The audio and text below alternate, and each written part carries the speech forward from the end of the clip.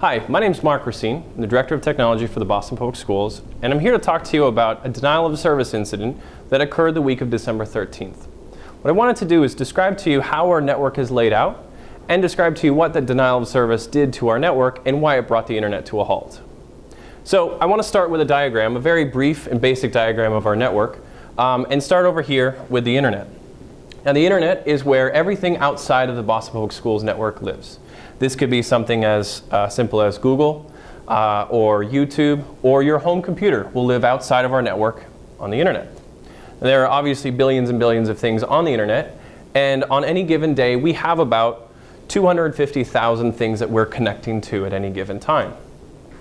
Now that comes through our internet service provider, which we will label the ISP. The internet service provider is, if you were to think about it at home, Comcast. Here in the Boston Public Schools, our internet service provider is actually the City of Boston. Now on any given day, the traffic coming in and out of our network takes up about 20 to 25% of our capacity. We have a lot of extra capacity coming in from our internet service provider. Now when that actually hits our BPS network, the first piece of equipment that it hits is our firewall. Now the firewall is a large piece of equipment that sits at the edge of our network and blocks malicious or attacking viruses that come in from the internet to our network. The next thing is the filter. Now the filter is the equipment that blocks inappropriate content from reaching our students, and it's also a federal requirement that we have a filter in place to block inappropriate websites from getting to our students. Then within our core, after that you would have systems like the Student Information System, EDFS, the Data Warehouse, or the Hub. Now all of this sits in the central office, formerly Court Street and now at the Bowling Building, with backup over at the Campbell Resource Center. From here we connect to our schools. Now we have our schools connected to our central office in three ways. The first is through a fiber connection, which is mainly to our high schools and our larger middle schools. The next one, the more common one, is a Verizon connection, and that goes to our elementary and our middle schools and our K-8s.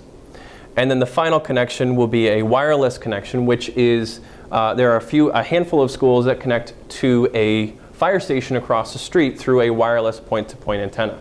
Now for the purpose of today's conversation, the network connection doesn't matter. Finally, when you get to your school, is where you would find the wireless access point connected to a laptop, or in the case of a desktop, plugged directly into the wall. In those cases, you are plugging in a cable directly to the wall, which goes to a miniature data center in a closet, and then out to the outside. So, what happens when you can't get online? Now, we often find that internet issues happen in three main categories. One being hardware, and that could be a hardware failure or a hardware configuration issue. That can happen at any level, but they're not as common as the next category, which would be electrical. And electrical could be as simple as the power flickering for your school building or in the neighborhood. This happens a lot of times overnight, and the lights will flicker off and then back on again, but it takes the network equipment a little more time to turn on, or it requires somebody to go to your school to physically turn some of the equipment on. This happens a lot of times overnight. By 5 a.m. we know all the schools that have had a power issue, and we have somebody on site by 6 or 7 a.m. and by the time your school begins, we've already gotten all of our equipment back online. So a lot of electrical issues happen without you even knowing, because they happen overnight. And then the final category is the most common issue that causes the internet to go down, and that is bandwidth related. So bandwidth issues can happen at all areas of the diagram. They can happen within your classroom, where you have too many phones and laptops and desktops all on the internet at the exact same time. We often find if there is a classroom with a lot of devices, a lot of laptops and a lot of phones on, the bandwidth issue might be at the wireless access point. Our wireless access points that we install in schools can handle between 30 and 50 devices. Your wireless access point that you have at home might be able to handle 5 to 10 devices. And then of course it all depends on what you're using that access point to do. So streaming video is obviously going to take up a lot more bandwidth than something like going to a Google Doc. The next area where you may find a bandwidth issue is at the internet connection going to your school. Now here in Boston Public Schools, we have extremely strong connections going between the central office and to the school.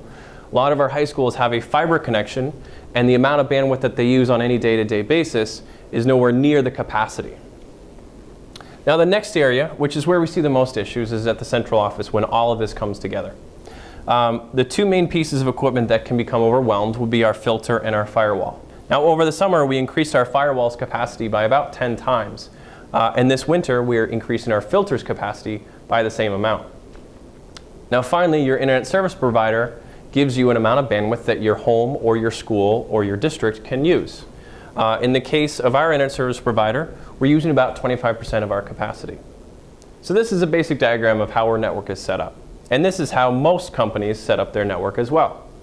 Now, there are certain events that may draw more traffic in or out of your network. The most common one you might hear on the news is when a website receives an unexpected amount of traffic and they are overwhelmed and brought down. This happens on Cyber Monday, it happens on Black Friday when everybody is shopping at the exact same website at the same time, and that website is not able to handle that amount of traffic through their internet service provider. This also happens sometimes maliciously, and that's what's called a denial of service. Now, a denial of service is when a coordinated number of computers outside of the network purposely point their systems or point their computers at your network at the exact same time. Now, this can happen purposely to a company, and it can happen accidentally. This has happened multiple times to the Boston Public Schools, and it's happened to a lot of K-12 districts around the country.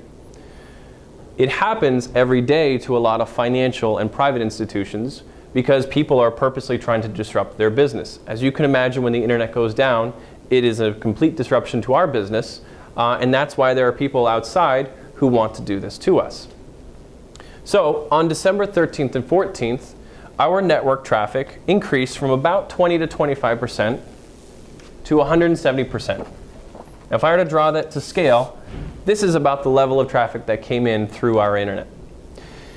That level of traffic completely overwhelms our capacity and doesn't allow anybody to come in or out. Now, these kinds of attacks can occur purposely and have a set start and a set end, and then they can attack, or then they can be endless, in which point it's up to us to find a way to block the traffic or redirect it into another direction. On December 14th, we blocked it multiple times, and then the traffic will find another route in through our network. So that's why an extended denial of service attack can occur during a school day and prevent us from coming in or out. So these kinds of things are very common. And unfortunately, there are circumstances where we have found that a laptop that is in a school is either purposely or accidentally calling in traffic from the internet and drawing in a denial of service attack. So what can we do to help these things out? First thing we're doing is we're beefing up the central wall that exists before and after our internet service. So over the last 6 months, we've installed 2 pieces of equipment, and we're about to install the third. The first thing that we installed was a much larger firewall over the summer. This increased the capacity of our network as well as the security of it. The second piece, going in the winter of 2015, is a new filter. Now the filter will add to our capacity as well as prevent traffic from coming in or out that may bring on a denial of service attack. And then the third piece is an equipment that's going to sit out here with our internet service provider called an intrusion protection service. The intrusion protection service, or next generation firewall, will live with our internet service provider and prevent large amounts of traffic from even reaching our network. So we're beefing up the protection that exists after our internet service provider and before.